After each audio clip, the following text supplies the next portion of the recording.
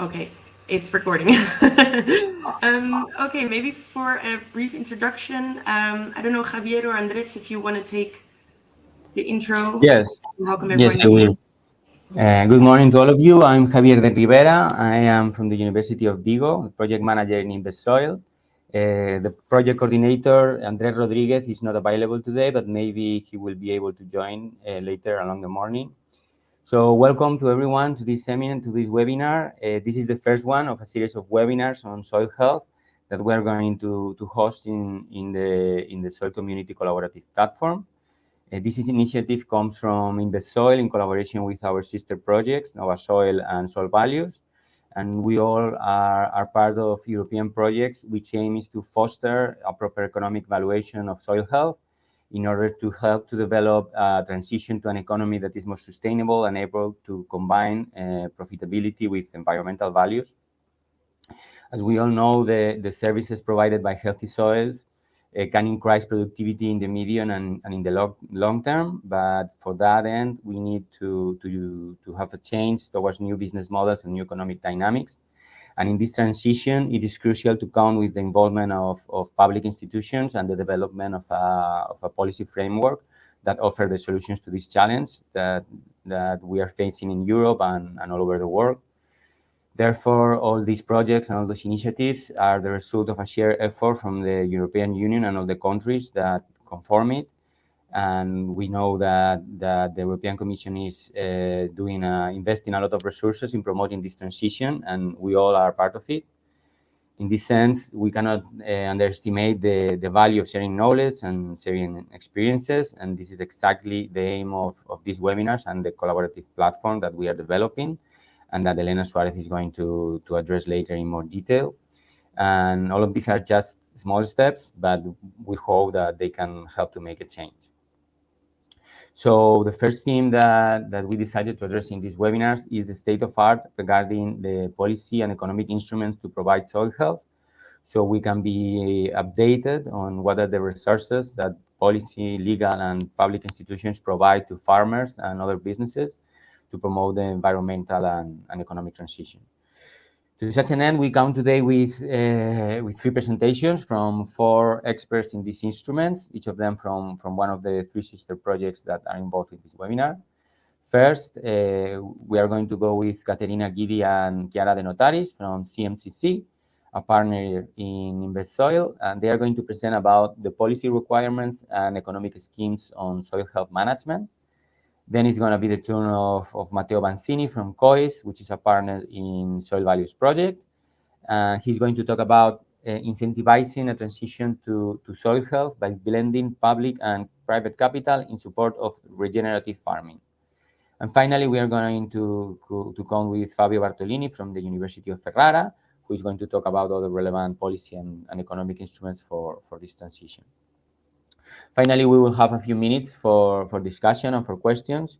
In this, we are particularly interested in identifying other issues or that can be of interest to any of you or to all of us to address in the coming seminars. The next webinar is probably going to be on carbon farming, but we are open to suggestions on what other topics could be addressed in the future. So thank you to all of you to come to this seminar, to this webinar, to participate, and for your commitment in all the projects that you are involved. And now I give the word to Elena Suarez, who is going to explain in more detail about the Soil Community Platform. Thank you, Elena. Thank you, Javier. I'm just going to share my screen.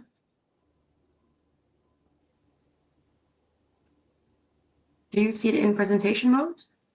Yes. Okay, perfect. Yeah. So yeah, good morning again, everyone. So I'm Helena. I'm from LGI Sustainable Innovations, which is a sustainability consultancy based in Paris. And LGI, together with Sabela, we're leading and contributing to the work package in stakeholder engagement in both Novasoil and bioservices. And within this work package, we developed and created with 2 of our colleagues, Jenny and Nicolas, the collaborative platform, the Soil Community Collaborative Platform. And so because this is the first joint event on the platform, we really wanted to give a little bit of an introduction to the platform, explain to you a bit more what the real objectives of this platform are, and also how you can use the platform for your own work. So yeah, just as a little introduction, so the platform was initially developed and created under these two projects, so both Invest Soil and Bioservices. But now we really rebranded the platform in a more broader approach. So we called it the SoilCommunityPlatform to really create a space for project partners, stakeholders, experts beyond different projects in soil health and also other initiatives. So the aim is really to bring people together, connect each other, learn together, and kind of improve our collective knowledge within the platform, and also work on topic-specific subjects within soil health. So I think most of you have already been on the platform, given we're now organizing this conference on the platform.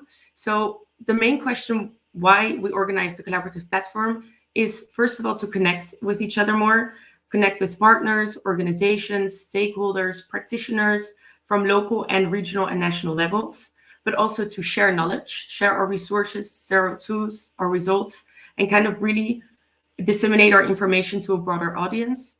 The third reason why is to really have a space where we can work and collaborate better together, so also in dedicated working groups. And the last reason is to join events together and really have a better connection online or maybe in person in future opportunities to kind of learn with each other and present our projects and our work efforts to each other. So I will get a bit more in detail to each of these points now and how they really relate to the platform to show you how you can use the platform for your own work. So the first point was really to connect partners. So right now we're really happy to announce that we're already 312 members on the collaborative platform. And these members really are part of various projects and various initiatives and also fall under different stakeholder groups. So we have people from EU projects, we have researchers, we have also farmers and more local stakeholders. We also have people from part of municipalities, part of research institutions and NGOs. So there's a very broad community that we already have, which is great because having each other's perspectives and learning from each other is really what we want to encourage. So there's a group, discovery group, where you can see all the members of the platform. So if you are looking for someone specific, you can also use the platform to contact someone specifically within a certain topic or from a certain area that you would like to contact. Then the next point is really, we aim to make the platform as easy as possible to share our tools, our resources, and our knowledge. So if you come on the platform, you will see that it has kind of a more social aspect where you can create posts, you can react to posts, and you can connect with new people. So it really builds around an interactive page where everyone can just share their post and ask any questions if you want to as well, to kind of reach a larger soil community than you would have maybe if you would post on LinkedIn or in your private project groups. Then also a great feature of our platform is that we have specific working groups that really help people to bring specific stakeholders together that are interested within a certain topic. So these working groups kind of allow you to have more topic-focused discussions with people that are working within the same topic. So we have, for example, groups on soil health indicators and monitoring, also on living labs and lighthouses. We also have on economic evaluation of soil health. So for example, if there's any outcomes of today's session, we can post them in this group and have a bit more of a discussion within that dedicated space to work together. So it fosters really collaboration amongst people on the soil community. And the last point is really events. So this is really the main idea we want to create to connect with each other. So we have an online space, but by creating joint events with other projects and with other experts, we really want to create a space where people can come together and join events on a topic they're interested in, or also allow you to create your own events and speak on certain topics you're working on and disseminate any of your own results. So if you're ever interested in organizing an event on the platform, you can contact me. I will leave my email also in the chat, so it's easy to contact me. And we can look at any future event possibilities. And of course, there's the calendar in the collaborative platform, so you can see if any events are created and join them from there. So yeah, this is really our main way. We hope to create kind of an event once a month. So yeah, any ideas are welcome. And if you want to be a speaker in upcoming events, you know where to reach me. So I think these are a bit the main ideas we really wanted to highlight for today. So this is our first joint event, as Javier said, together with Novasoil, SoilValues, and InvestSoil. We have 4 speakers for today, so I will hand the floor over to them. And as Javier said, there will be a little Q&A after each presentation. You can also put your questions in the chat if you feel more comfortable with that. So yeah, without further ado, I will give the floor to Katarina, our first presenter from InvestSoil. Thank you, Ellen. I'm just about to share my screen.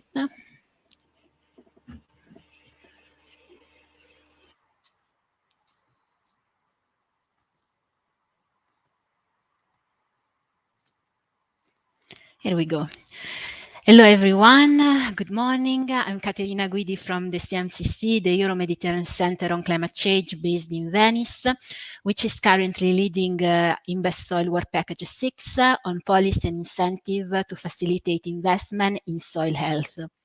Today, I will focus on task and deliverable 6.1 by explaining the methodology we applied during our activities, discussing the results, and also providing an outlook of the expected EU legislative steps and recommendation for the project's case studies.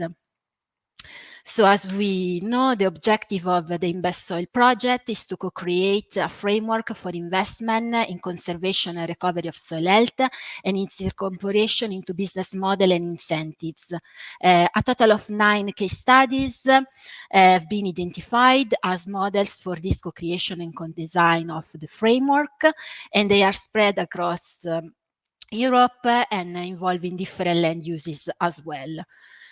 Within this context, Work Package 6 analyzes policy requirements and incentives enabling the protection and restoration of soil health, and it also develops tools and policy recommendations for case studies. Today, as I said, we focus on task 6.1 and deliverable 6.1, which takes stock of the existing policy and incentives for soil health at multiple levels, including international, European, national, and regional administrative level. As described in the deliverable and in the related review protocol, this analysis addressed the legislations, regulations, strategies, peer reviews, and scientific article, and we used particularly Web of Science, Scopus, Google Scholar, and Research Rabbit as bibliographic databases. And also, it's important to know that the publication year that we consider is between 2010 and 2023. So we will be able to actually track the development of this issue at the policy level. As you can see from this slide, the workflow process briefly included different phases such as search, title screening, full text, and analysis, which considered and covered 50 papers from the policy side and 92 papers from the economic instruments perspective. In addition to this mapping review, we also conducted an ex-post assessment for selected policy incentives, which were matching the scope of the different case studies. And for that purpose, we undertook virtual semi-structured interviews with 15 stakeholders across all case studies. The stakeholders involved included policymakers, scientific community, farmers, lender managers, and business, and all actors that were involved actually in the implementation of the policy and incentives for soil health. So looking at the mapping review, firstly, we explored how soil is degraded by identifying the main pressures, and then we look at the different types of intervention at multiple governmental levels. Looking at the first pressure that we identified, which is soil pollution, we look at the 2017 UNEA resolution, which is the first international instrument covering soil pollution more broadly and not just looking at the different soil pollutant. Whereas if we look at the EU level, we found as relevant frameworks the Common Agriculture Policy and the Green Deal instruments, including the the biodiversity strategy and the farm to fork strategy as well. If we look at the harmful human activities, we spotted the United Nations Convention to Combat Desertification, which is the main international instrument regulating this pressure, whereas at the EU level, we look at the Water Framework Directive, the National Emission Ceiling Directive, which are secondary instruments dealing with this pressure of the soil. And finally, for what concerns soil use as land cover and soil techniques, we look at the main global indicator under the UNCCD and the Sustainable Development Goal 15.3, but also at the Convention biodiversity and the related Ramsar Convention and the UNFCCC Kyoto Protocol and the Paris Agreement. So we really look at the whole picture at the global level. Then looking at the regional EU level, the CAP is again the main tool which regulates soil management practices and also provides several tools to promote the sustainable use of the soil and safeguard the soil biodiversity.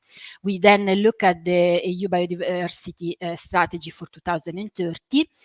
And then we pass at the national level, where the literature showed that only a few member states have implemented national regulations for soil protection, and some of these states were Spain and Netherlands. The second stage of our review constituted of exploring different soil degradation scale in order to identify policy frameworks which were relevant for the protection, restoration, and rehabilitation of soil health.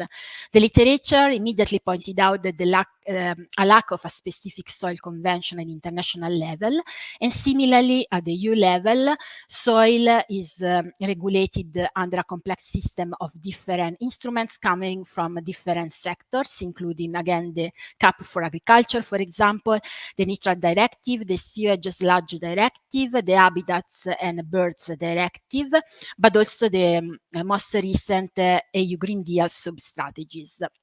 At national level, the majority of the EU member states legislation and regulation focus on soil contamination, whereas we have some examples coming from Netherlands, Germany, and Belgium that actually they have specific instruments regulating soil protection, and they are also the only states that have a specifically legally binding definition of soil.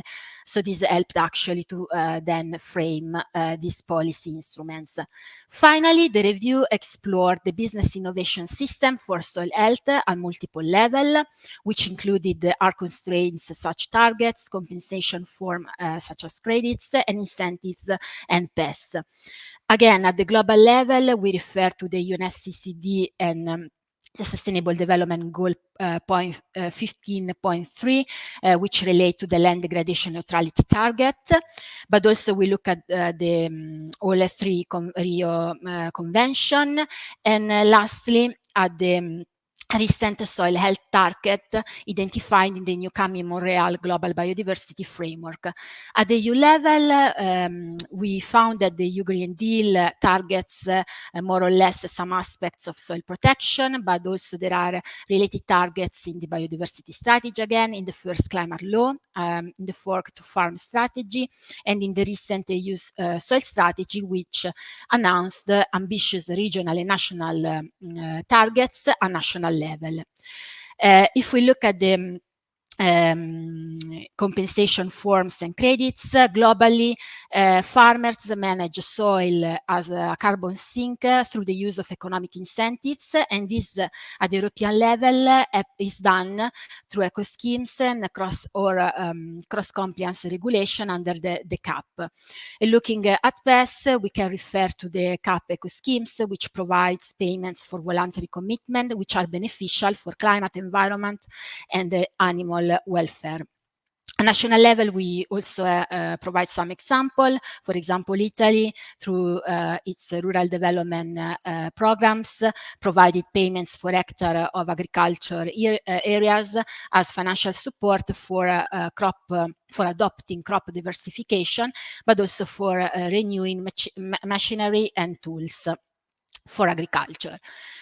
If we move to the financial and economic scheme, the review also identified that these instruments only indirectly address soil health, and specifically insurance-related instruments and quantitative-based instruments received less attention by the literature review regarding land use management, whereas price-based instruments such as subsidized pests and incentives were the ones mainly analyzed and explored on the ground. The review also showed that these instruments related to soil were investigated within agricultural land conservation practices, sustainable management of forests and watersheds topic areas, whereas, for example, transformation of land to urban environment was not analyzed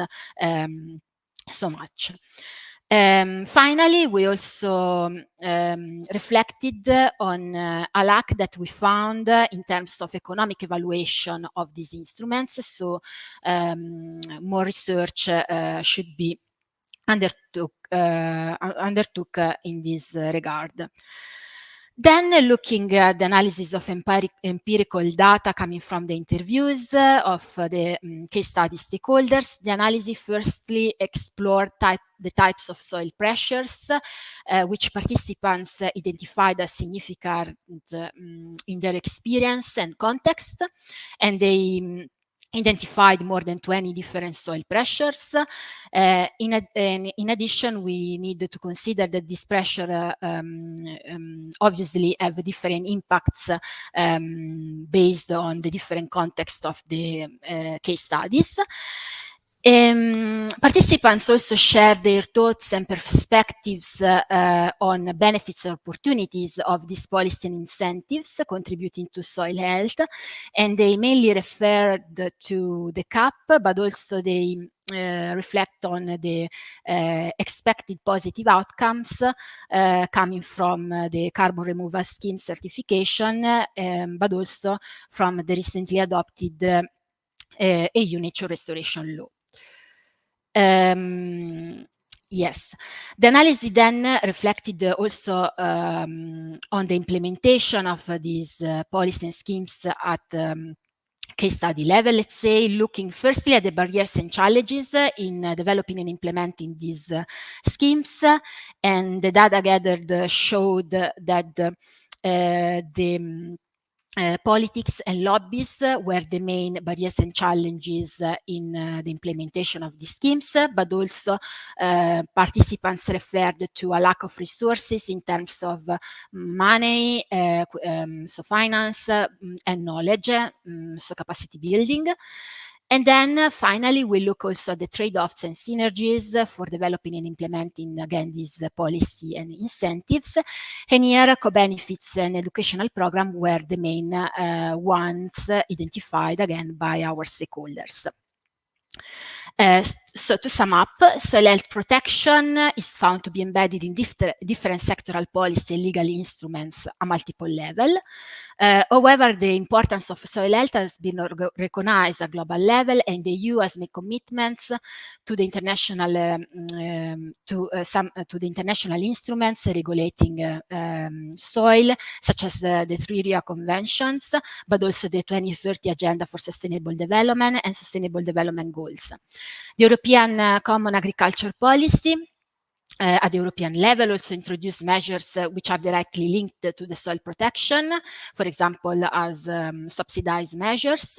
However, the implementation of these measures, we need to remember that are greatly impacted by the implementation at national level.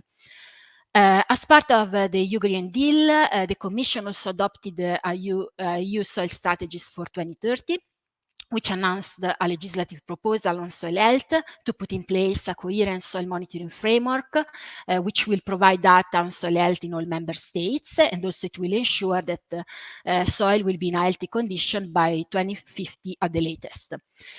Price-based instruments were also found to be the mainly economic schemes to be explored when we look at the soil health protection, and these included payment for ecosystem services, subsidies, and incentives, among the others.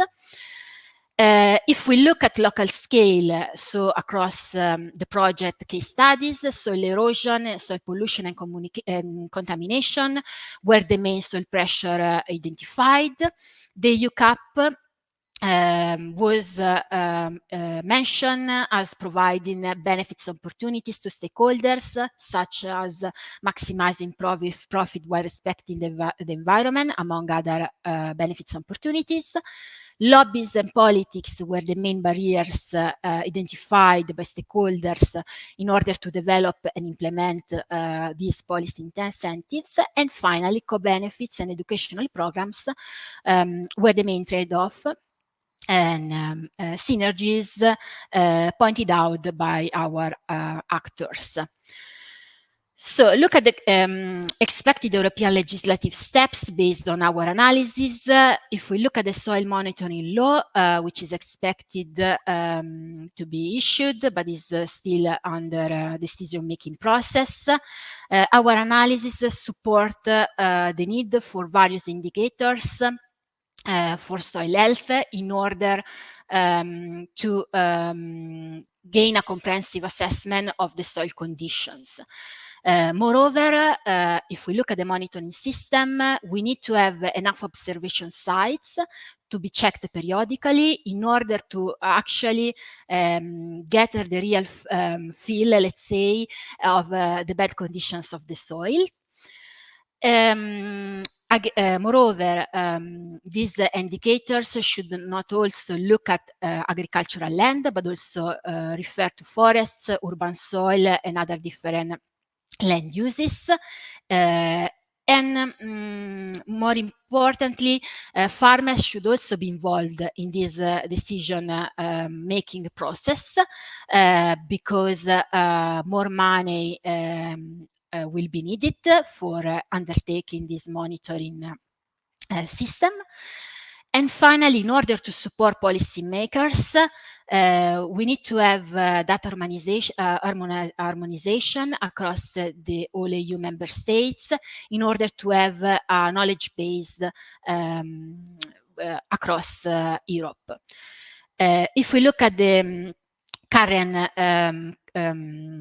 common agriculture policy, we need to, again, this policy has regulated soil health, looking at the broader landscape of Europe, whereas it should also support national policy related to the particular member state contexts and not just regulating economic incentives in the broader sense.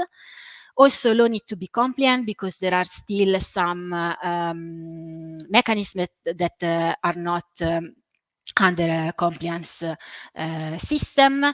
And finally, there should be actually a soil health protection culture spread all over Europe, and that in order to actually convert the payments into sustainable practices for soil. If we look at the carbon removal certification framework, we need a clear methodology in terms of how long the carbon should be stocked, and also how much carbon, because this usually is regulated at national level. There is a need for a clear goal also on soil erosion. Peatlands and wildlands should be also included. Of course, there should be soil health parameters to be considered. And finally, the European Commission should also let's say, consider the co-benefits and the costs related to projects on carbon removal. And finally, if we look at the recent adopted nature restoration law, there is still some concerns about addressing the glyphosate use in agriculture sector. This is my last slide. Thank you for your attention so far. But so at the end of our work package 6, we will actually provide more elaborated recommendations. So these are just the preliminary one related to this first task of the package. And what we can say is that multiple policy and incentives should be considered at local level, because again, we don't have overarching policy at global and European level so far. Moreover, most policy instruments deal with pollution abatement and not looking at the soil reproduction capacity. And in addition, these instruments mainly apply to agriculture and land cover and not looking at the watershed, forest, urban environment, and so on. More public expenditure is also required, specifically looking at the forthcoming soil health monitoring system. And in terms of also, we look at also at the liability perspective of this narrative related to soil health. We can say that, of course, the landowners and farmers are responsible for the use and work of soil, but also government should be involved in this process, and particularly in the analysis of soil health. And finally, society as consumers that can direct the decision-making process for sustainable practices for soil health. Thank you very much again for your attention. I hope it was interesting for you, and I look forward for your reflection and questions. Thank you very much. Thank you very much, Caterina. I think. Okay. Thank you, Caterina. Are there any questions about the presentation of Caterina? You can also put your questions in the chats. If I can add, so this was a very, very summary of a huge report that we made. So feel free to reach me out if you have more specific questions. I try to be, not so long in my presentation, but it was challenging. Javier also shared the deliverable in the chats. So people who are interested in a more full review of it can also reach it there. And if any questions maybe come up along the way, we can also take care of them at the end of the event. Okay, then maybe we can move on. Thank you so much, Caterina. Thank you. Thank you. Then maybe we can move on to our next presenter. I think it was Matteo. Or is it your turn? Yes. I guess. Okay, perfect. The floor is yours. Okay, thank you. And yeah, very pleased to join you all, and also this Italian panel, which I feel like I fit well in, although I will bring you a slightly different kind of perspective from not an academic, but indeed a private company called COIS. We work with impact and innovative finance instruments. And within the project SoilValues are work package leaders of the work package 4, which looks at incentives for soil health business models.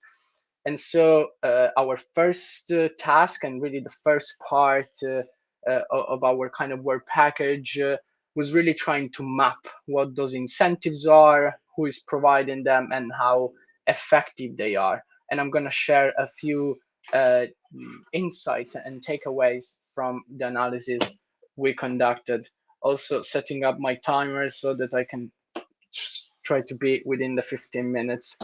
So just a bit of kind of framing the problem, which I think it's crucial when it comes to soil health in agriculture, which was our focus. I think here we're dealing with both a kind of an issue with respect to climate adaptations and mitigation, but also, and I think crucially interconnected, also the issue of the viability of farming in Europe, and the livelihoods of rural communities and farmers. And so it's not only important to find a solution to address the soil erosion and degradation in Europe, but those need to be also viable on a commercial standpoint. And that's why soil health business model is what we focus on at SoilValue. And we found in the first initial scoping that a framework is emerging that bring these elements together, which is the framework of regenerative agriculture.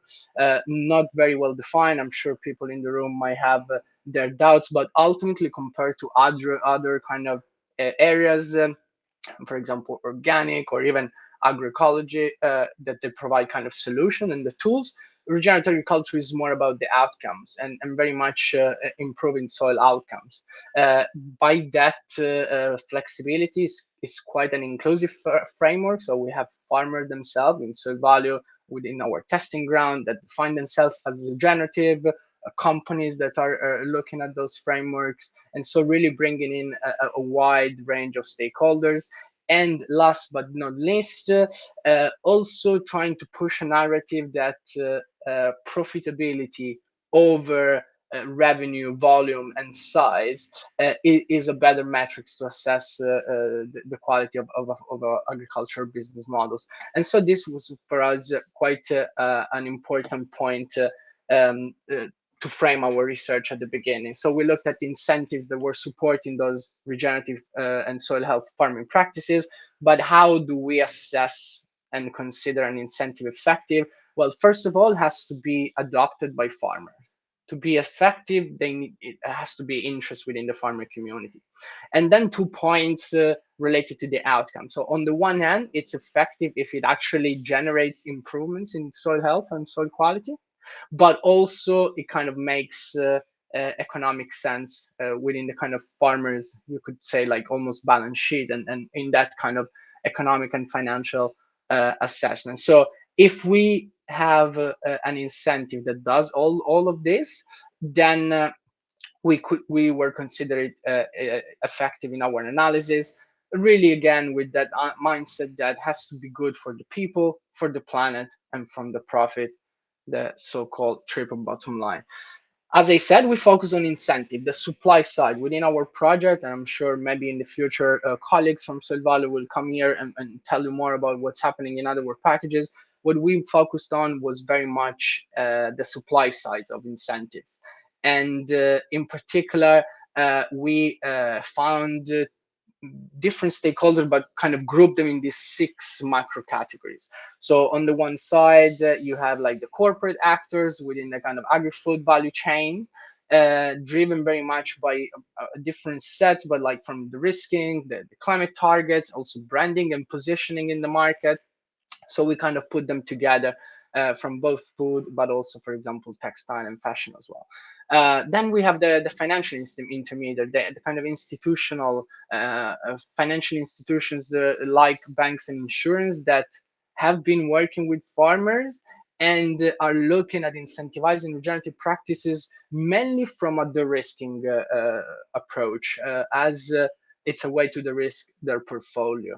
Then you have a wide and diverse sets of private investors that are trying to seek the opportunities that this new market presents, from venture capital to impact investors, which we know and are exposed to, that are really trying to support building a business case and taking on these new investment opportunities. Then you have what we call project intermediaries, as for us it was broader than simple carbon, although soil carbon and different kind of schemes and certifications provided by the private sector are a key part. But you also have, for example, soil agronomists that pitch the transition to soil health regenerative farmer and help farmers also accessing different incentives and provide that kind of know-how.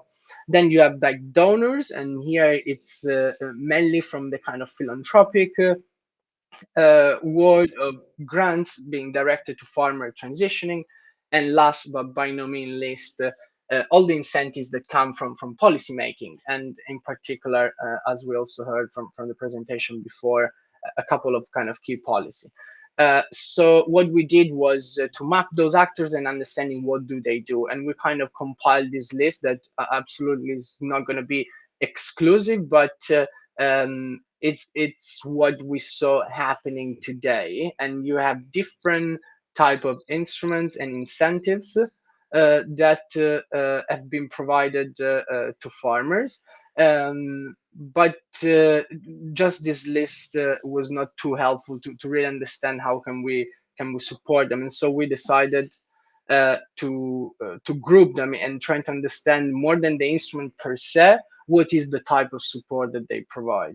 So on the left hand side, you have like financial support, monetary transfer, giving the financial means to then achieve certain aspects. And this could also come kind of in the shape of like a cost reduction. And so you have also, for example, interest rate reduction as a sort of monetary transfer. Then on the top right, de-risking, it's mainly about financial de-risking, but not only. For example, having long-term contracts is a way to de-risk that transition, providing a guarantee or a reassurance and the compensation loss in case those losses materialize. That's another way of de-risking. So incentives and instruments that simply reduce the risk of farmers adopting those practices. And then very important, especially as the farming community, it's kind of approaching this new and innovation, everything related to the know-how and the technical support. So from a kind of a business standpoint, from a technological standpoint, from an agronomic standpoint, really changing the forest system require that technical support, and that also it's a key incentives that we mapped. So what have we found is that among also the programs that we assess, in those instruments I listed before alone don't seem to be effective in nudging farmers to transition. It's either on one of those elements of the effectiveness is lacking. And so what we found to be more effective is when those instruments are compiled and support package is provided rather than a standalone instrument. In particular, we found that once there is the monetary support and the financial means, plus the technical know-how, and all of this is coupled with the de-risking mechanism that if it doesn't go too well, the farmers don't tend to lose everything. That's the most appealing, effective on both the soil and the economic performance. Why so? Because those three elements are kind of all needed, but they could also be interconnected. And so what I would like you to think of is that sometime the provision of technical support and, for example, guidance, that's a form of de-risking as well. And the same way could be said, you could provide monetary transfer and financial means, but maybe to access technical know-how. So those elements are interconnected, but it's crucial that if we want to effectively incentivize the transition to soil health regenerative practices, then we need to have them all. Another key element is actually that farmers exist in a landscapes, and the perfect incentive is going to be designed to target those specific circumstances. In investment, there is a broad area of like place-based investing. You see other sectors looking at those very much local approach to incentives. And I think that's no different when it comes to soil health farming practices and soil health business models. It's also something that is been increasingly debated in the policy discourse as well. And so I think that thinking of approaches rather than solution at the macro level and then translating those in specific instruments and incentives, we found that to be a more effective approach. And then just checking my time, I feel like I've been quite fast, but I don't need to tell you why every landscape is different than the other. So I'll go straight to my final slide, which is more about our recommendation and what we feel also based on the type of work we do, what could be a potential approach. And this concept of blended finance, for the people attending today that are not familiar with, is just a strategic approach to investments that aims to blend and mix together concessional and commercial capital. Concessional usually coming from philanthropic, public, entities that are not seeking market rate returns, while commercial capital being that capital that sits in financial institutions, investors that are ready and willing to deploy the capital in exchange of a return. And by blending that together, we kind of, as we say, adjust the risk return profile of investment. It's increasingly used also in the now conversation about the future of agri-food in Europe and the CAP, the role that should have, because a critical component of it is that that concessional capital should be used catalytically.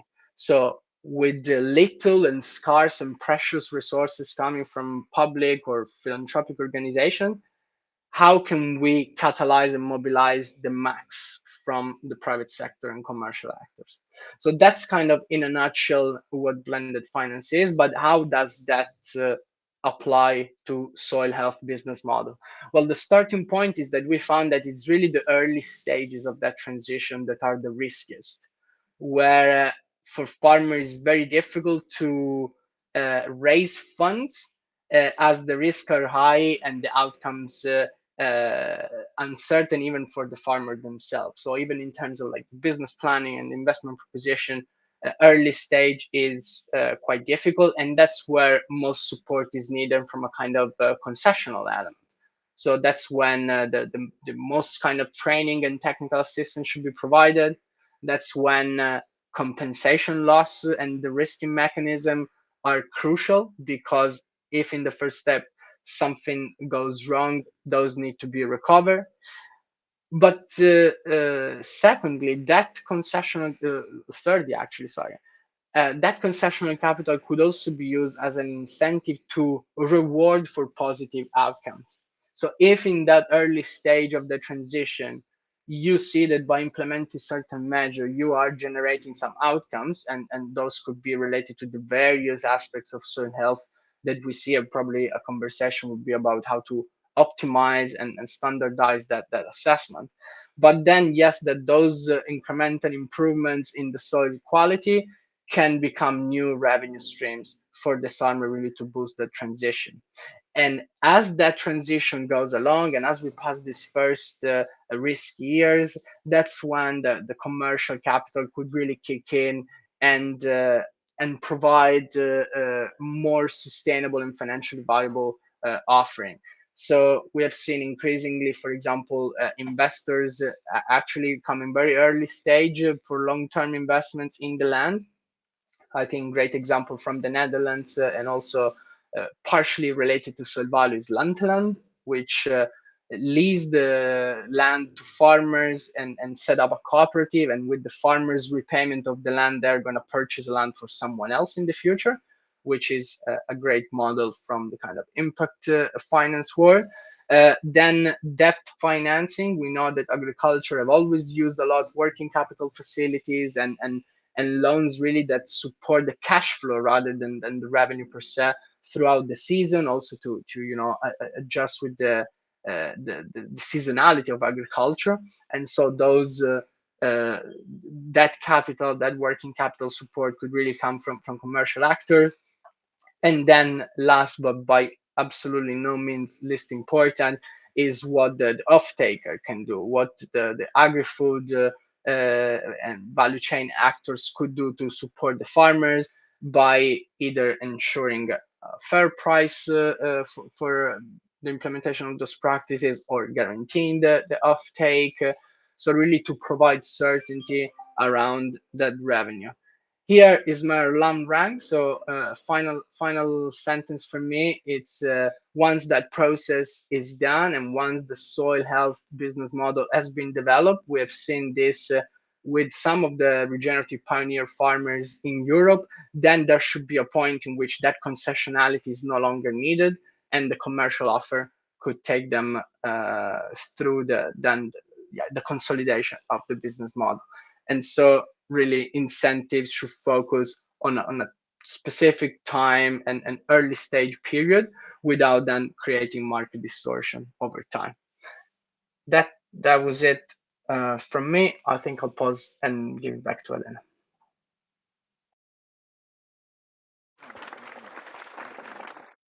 Thank you, Matteo. Thank you. Are there any questions? Lots of applause. Are there any questions for Matteo and his presentation?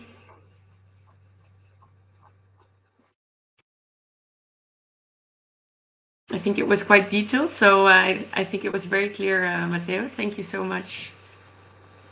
I also see a question in the chat about the slides. We will post the recording on the platform, so you could rewatch the slides there as well, for any future reference if you want to relook at them. Then if there's no questions, we can pass the floor over to Fabio and Alexandra for the last presentation from Novasoil. Fabio, if you want to share your screen. Can you hear me first? Yes, we can hear you. I'm trying to share my screen now. Yeah, no worries, take your time. Can you see now my screen? Yes, perfect. We see it Okay. in presentation mode. Thank you for the opportunity to present some of the key findings from Novasoil's Work Package 4 about the policy and innovation roadmap. Alexandra from the Centre National de la Recherche Scientifique, INRN, and I from University of Ferrara will focus on today's presentation on policy and institutional innovation for soil health. Actually, before to talk to the content of this presentation, I would like to share a bit the structure of Work Package 4, which is a policy and innovation roadmap. Today's presentation is about the task 4.2, so the result of Policy Innovation Lab, which is a bottom-up approach working with stakeholders at a local level in 12 case studies. Which is completed, and then we publish it in the deliverable 4.2. Before we develop a guideline for that and a literature review that is already published in one journal, Bio-Based and Applied Economics, on the link between soil health and ecosystem services. Then the work package continues with a testing of new policy and incentive solution, which is an activity that is running now with application of choice experiment, so detailed and technical focus with farmer to describe their preferences for different attributes about the content to improve the soil health or to the adoption of soil health practices. And then the work package will end at month 36 with one ethical code, which actually try to identify some guidelines for implementing sustainable and innovative business model for soil health. Just to say something more about this approach of today's presentation, we focus on Policy Innovation Lab, again, that is composed of some baseline activity, one mapping exercise that was useful to identify stakeholder based on interest, relevance, and expertise at the beginning of Policy Innovation Lab. And then we have set a common understanding, let me say, with a pentagonal exercise, which came from the problem statement to identification of needs and a barrier that for specific for business model for soil health. So the core of focus of today's presentation is on policy and regulation of background for policy and coherence and institutional needs. There is something more, but in the deliverable you can find in the, I guess, in the note as well. It's about the business model for soil health, but it's not included in today's presentation for time.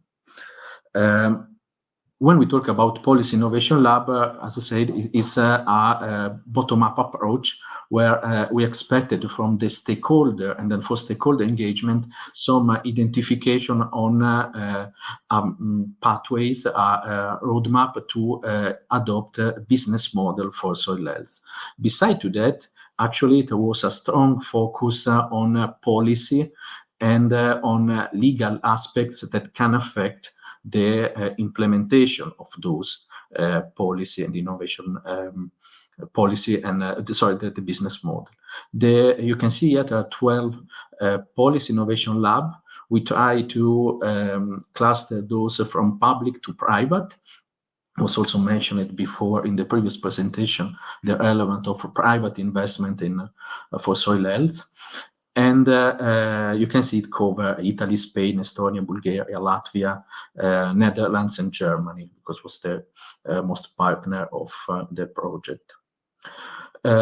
Before to move with the policy, as you know, when we use the word soil health, it can be considered, it's a metaphoric concept that had the value somehow to the policy analysis, but has some specific merits because it can help to explain non-intuitive concept, technical like agronomist, soil science, soil chemistry, to simple and let me say imaginative language that all the collectivity can understand. Also can provide some, let me say, connective vocabulary to put together the approach and the meaning from several disciplines, and also, as in the case of soil mission, can stimulate efforts and synergy among several disciplines. But in turn, when we apply to specific case study at local level, we observe that the concept of soil health take really different meaning, which start from soil fertility, soil quality, or soil health. And then this also is not relevant about the wording, but has some specific implication for governance, as a soil is a private good, which follow the private property rules, but the ecosystem services that can be delivered actually can be a different space and scale and time horizon. So when we talk, for example, soil health, human well-being, carbon sequestration, aesthetics, biodiversity, habitat, and food security as well, this is a much broader concept and much broader ecosystem services than other fertility, yields, or production cost that touched by fertility or by soil quality. So in that sense, the governance of soil health is really complex, and especially for that reason. So giving that in mind, we start to consider what are the building blocks for setting a coherence policy framework that can allow to support broader ecosystem services. And we took this one from OECD 2016, which was focusing on sustainable development goals and how means coherence at policy level for them. So coherence is a combination of institutional mechanism, policy interaction, and then some way to measure effects. So at the end, this is perceived, if everything's work in the correct way, the policy can be considered coherent. And then in this analysis, because it's most ex ante, we focus on the thing within the box. So institutional mechanism, policy interactions, and mainly. So institutional mechanisms are composed of political commitment, coordination mechanisms, monitoring system, analyzing and report. And while policy interaction is set by policy objective, inputted outputs, and the outcome of the policy. Besides that, there are some enablers or disenablers that say call it a contextual factors, which actually can be a positive factor or a negative factor to the increasing of the coherence.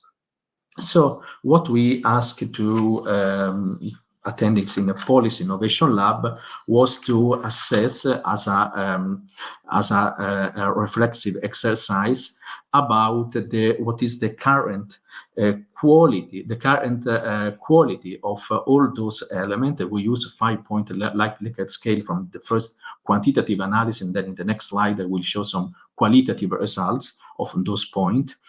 And then so we measure the gaps, which means that there are some needs for to improve the policy coherence, as differences between the current quality of those elements and the priority that people perceived relevant to reach sustainable soil health goals. As I mentioned previously, so coherent with the framework of providing ecosystem services at broader level. So the results indicate that the main gaps is especially in political commitment, in terms of awareness is the blue one, and understanding, or in the institutional environment to support a way to integrate different policy. Another big gap was on the definition of policy agenda on soil and on the policy integration, which is the orange one. To be more detailed on that, rather than the quantitative part, what was the main key points? As I said, there is a much more information in the deliverable. This is just a list of bullet points that can be useful for the discussion. So in terms of political commitments, we found that there is a strong divergence in how soil health is defined and understood across regions, so across case study and even across stakeholder. And then there are lacking, which is of clear prioritization of the different soil health elements over there. So, for example, there are a lot of emphasis on carbon farming or on organic matter on the soil, but rather in broader objective like biodiversity, which are still relevant. There are few prioritization over there. And this also, there is some lacking of interactive and flexible space for making a soil health governance, so where stakeholders can discuss and can understood from their activity on how to improve the policy process. In terms of coordination mechanism, there are the policy lab indicate a poor alignment between soil health objective and the activity at local level, which it can be described as a lack of harmonized and a tailored policy to the local needs for soil health.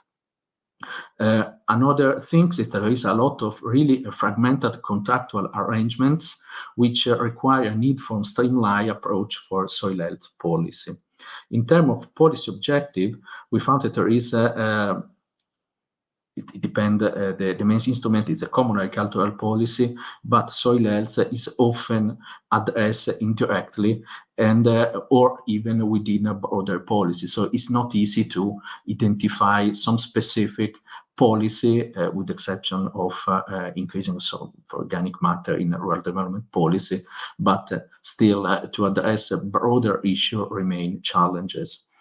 So, and then this is the lack of clear policy objectives has some implication that for the broader policy areas where is located soil health, to identify responsibility and actors across DGs, for example, or even a local level across the different departments, which is cover soil erosion, environmental, agriculture over there. So there is a dilution of this responsibility.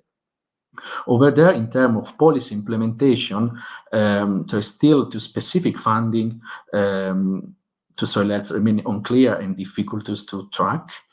And then we know that there is a strong effort, especially from JRC, to define for monitoring and for collecting information, but there is a really granularity of data needs. Often there is need to integrate platform for soil texture or monitoring. So it has many other projects going on that, but it's still an issue.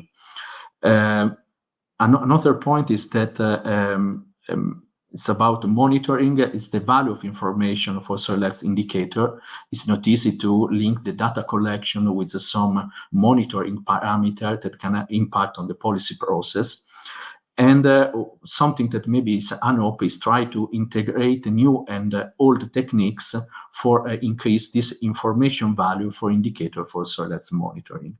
Still really important is about contextual factor, which can be enables or disenables. And we found that there is a growing awareness among consumer on the issue of soil. We have in our package 2, we are waiting the result from choice experiment addressing consumers on what they perceive about the soil health and if they are willing to pay for products that also can improve the soil health. But also, it is quite common in all case studies, there is a lack of awareness and really knowledge among farmers about what kind of soil health management practices they can apply. Some issue like structural changes, you know that short land tenure, now we have observed, for example, renting for a 6 months length contract in some our case study, which is quite far to ensure optimal investment in soil health for that. So please, structural change matters in this sense and have also implication. Another issue is about the property rights, about soil, which also are described as embeddedness somehow in the Williamson framework. So how maybe a customer tradition on which the inheritance land can affect also the property right definition and about soil and enforcement there. Yes, now I move to legal aspect and invite Alexandra to present this part. Thank you very much. Yeah, so sorry, Matteo, I'm French, so I will disturb the Italian panel. I'm sorry. So thank you for your invitation. So I will make a very quick legal overview, especially because Katarina has already explained a lot of things. So in particular, I would like to focus on different key issues and just to highlight on different legal trends concerning soil health. And with this, I will go directly into the first point concerning the. I would like to put into perspective the contrast between the expectation of related to soil health and the legal answer provided. This observation is based on an analysis of European Commission reports, but also European Parliament resolutions, which clearly indicate that there is a lack of specific legislation dedicated to soil. And as there is for water, for air, etc. And I quote, and they would like to have the same level of protection. And to have the same level of protection is largely, this is one of the answer, that we have an alarming state of our soil, a lack of a specific legislation. So in this spirit, it's very clear that this legislation envisaged in the European soil strategy aim for a legal protection of soil and not just their monitoring. And this is the case, even if we know that the question of making this monitoring mandatory, it's the last version of the text of the directive. And there is another problem because we could have the next slide, Fabio, sorry. Thank you. And this is a problem because we have currently a weakness of the ambition of the proposed soil directive in relation to what there was expected. And one of the problem it's because it's not it's currently not compensated by other legislation applied to soil. Whereas even if we have some legislation in the CAP, as Katharina mentioned, but we have ambition, environmental ambition, that in the, as we know, the CAP is quite in trouble right now. So this is we have not a real answer concerning the legal protection of soil, but it's also the same in the recent legislation of nature restoration, with falls short of if also environmental ambition. So in this case, there is more pressure, with a lot of brackets, on member states to have a high level of soil health ambition. And concerning the second point, so it's the next slide. It's also important to emphasize the link between soil health and ecosystem services. As we know, ecosystem services are central to the legal definition of soil health, and also contribute to the definition of actions and that help also maintain and improve soil health. And as we know, we have a legal definition of soil health, where ecosystem services as is the heart of this definition. I put it as the physical, chemical, and biological state of soil that determines its ability to function as a vital living system to provide ecosystem services. But it's also at the aim of the definition of sustainable soil management too. And for this definition, it's soil management, I quote, soil management practices, maintain or improves the ecosystem services provided by soils without impeding the function of soil, etc. So we, in this case, as Fabio mentioned, it's directly linked to the policy coherence. It's to respect the different diversity of ecosystem services. And this approach, it's also this approach based on the ecosystem services also opens the door to an approach based not just on command and control, as we know as lawyer, but also on an economic strategy for investing or maintaining or improving the capacity of soil to provide ecosystem services.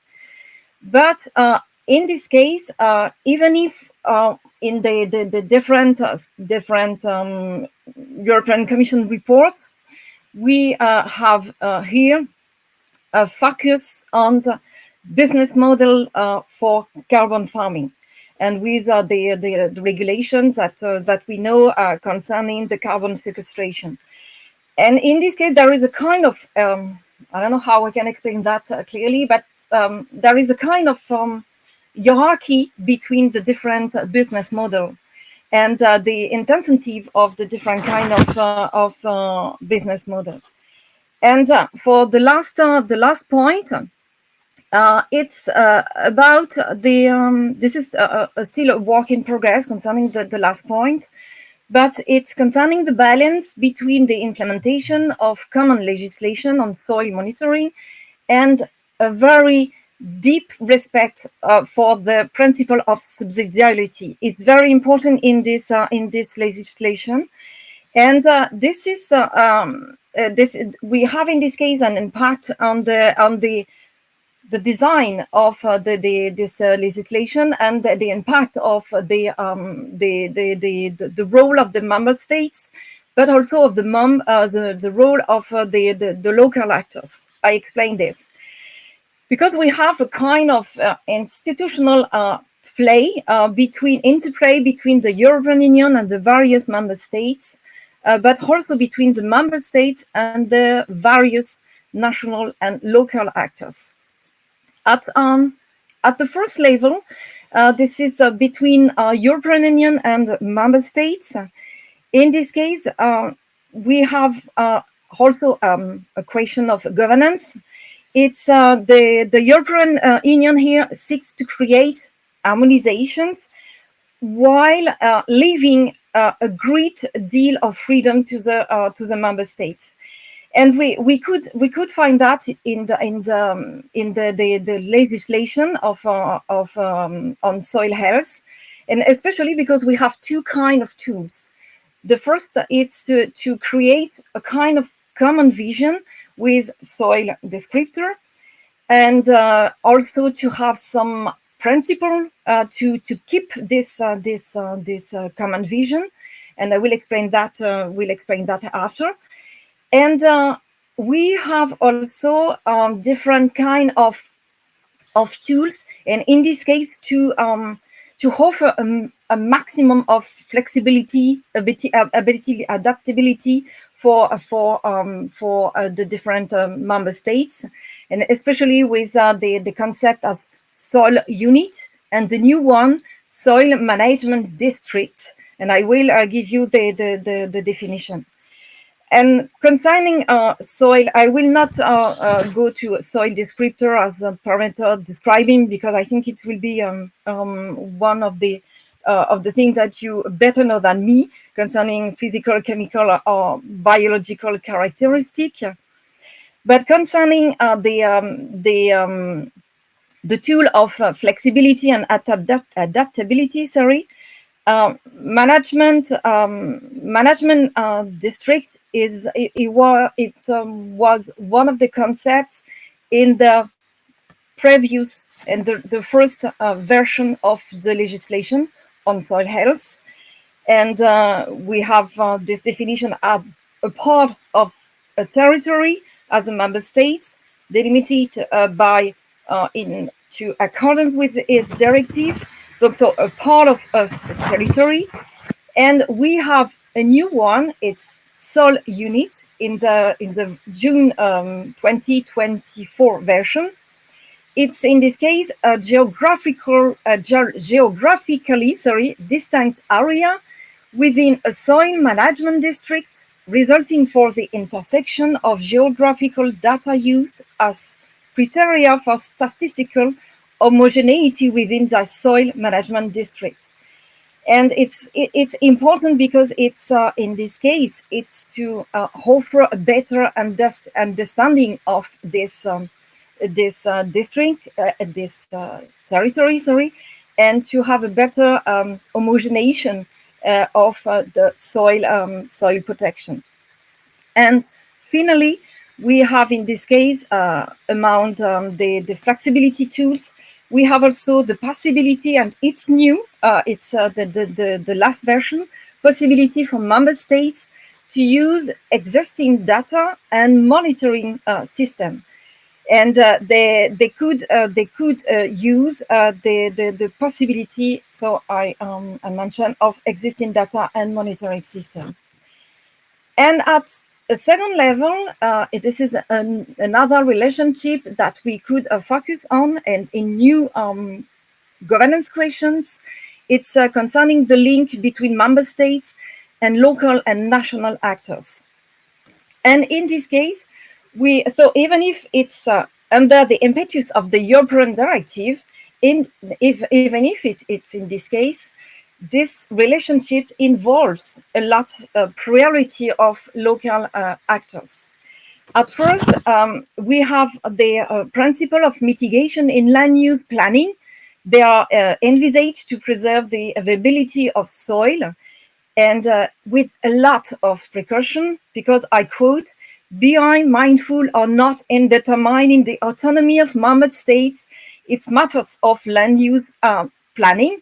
So we saw that there is a lot of precautionary to respect the subsidiarity and to respect the autonomy of member states. But even if we have this precaution in the text, of course, this principle raises also the question of the role of the territorial actors competent here in land use, but we have nothing about this this organization, as Fabio mentioned before. And for example, we have nothing about their implication and how they could be implicated.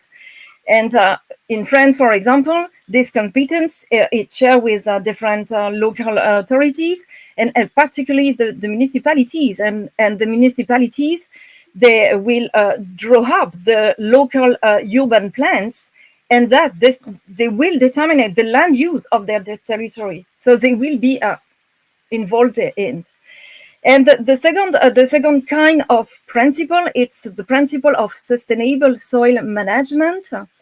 And the role of them is to guide member states to define practices in the field of sustainable soil management. And in this case, we have the Annex 3 to explain how to help member states and to give some examples. And concerning this guiding principle, we have, for example, not some new things, but we have, for example, no bare soil during sensitive periods, or we have avoid physical disturbance of the soil. But in this case, of course, even if it's to define practices in the field of sustainable soil management, even if it's we have this principle, they will be also directly confronted with the land rights applicable in each member states. And perhaps to be more concrete, the implementation of these practices, it's notably conditioned by the contractual framework, and therefore with the interplay of rights between the landowner, but also a tenant farmer. And as we know, however, the environmental dimension, and more specifically, the anti-soil health, it's not always, and especially not soil health, it's not the case at the heart of this contractual arrangement, and especially traditional ones. So we also need to think in this lab with Greta and Fabio about innovative contracts. So this is one of our purpose in the next months. So thank you. I was a little bit long. Sorry. Thank you. Thank you, Alexandra. Thank you so much. And thank you, Fabio, as well. We're a bit short on time. If anyone has any questions, maybe we can either put them in the chat, or given we're a bit short on time, it could also be a possibility to go to the platform and ask any questions there. I do see a few hand raises. Griselda, I see your hand raised. Go ahead if you have a question.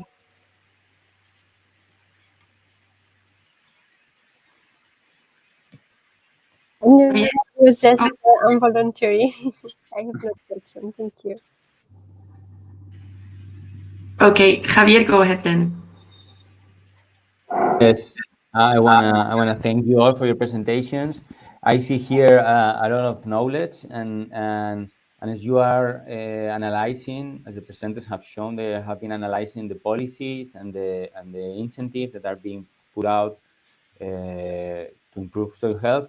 And one of the things that I have seen is that there are a lot of room to improve. There is a lot of ground to improve these policies and these mechanisms and these strategies. So I think this leads me to think that it's very important that we collaborate between each other in order to pile up this knowledge and these like requirements that we would like to make to the policy recommendations we would like to make in order for these strategies to improve, because there is a lot of effort being done and a lot of money being invested in this, and it has to be useful and it has to work out. And for that, I think they need, even if they are not so aware of it, the policy makers need our input back and your input back, because you have identified the points for improvement. So thank you very much. And this leads me with the conclusion that this collaboration and this integration of projects is very, very important. Thank you, Javier. I'm just sharing my screen one last time. Can you see it? I just wanted to share this QR code. It takes you to a little survey if you want to give us any more feedback or also ideas for upcoming events. And you're also able to leave your email directly with us if you want to be contacted for any future events. I will also leave the direct link, maybe that's also easy to have, to the survey in the chat, so you can also access it through the link or through the QR code, whichever one is easiest for you. And then I just have one quick slide also to share with you, is that we already are working on an upcoming event for the platform, which is going to be on carbon farming certification. We hope it's going to take place around in March. We're still looking for some presenters. So if this topic is of interest of you and you are working in it and you think you have some results you would like to share to our Soil Community audience, then you can contact me and we can maybe have a slot for you in the presentation for that. So that's just something we wanted to share. And of course, any other ideas are welcome. And we stay open for any future collaboration ideas for events. So thank you very much. And a big thank you to all the presenters also for being here today and all the different projects. It's really great to do these kind of things together. So thank you. Thank you very much for organizing that. Thank you. Of course. Thank you. Thank you, everyone. Have a nice day. Bye. Have a good day. Bye. Thank you. Good, have a nice Bye. day. Thank you. Bye.